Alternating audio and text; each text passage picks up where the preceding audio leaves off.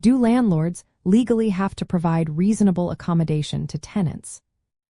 Imagine living in a rental home and needing a special change to make your life easier. Do landlords have to say yes? Well, it depends on the law.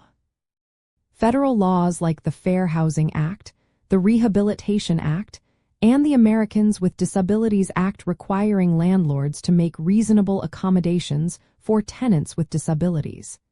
These laws protect your right to live comfortably and equally. A reasonable accommodation is a change or exception to the usual rules that helps someone with a disability.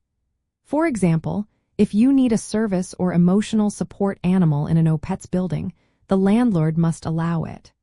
Or if you need a parking space closer to your door because of mobility issues, they should consider your request. The key is that these accommodations must be practical and not cause the landlord an undue burden. If a request would cost a lot of money or make it hard to run the property, the landlord might be able to say no.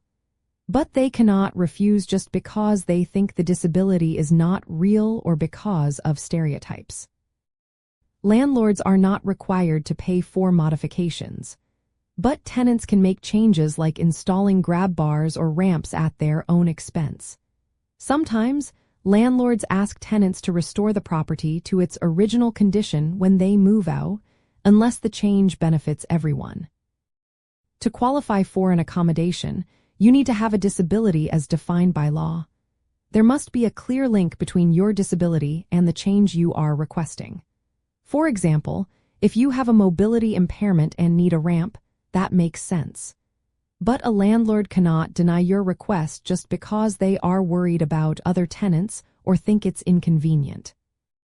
Following these rules helps prevent discrimination and make sure everyone has fair access to housing.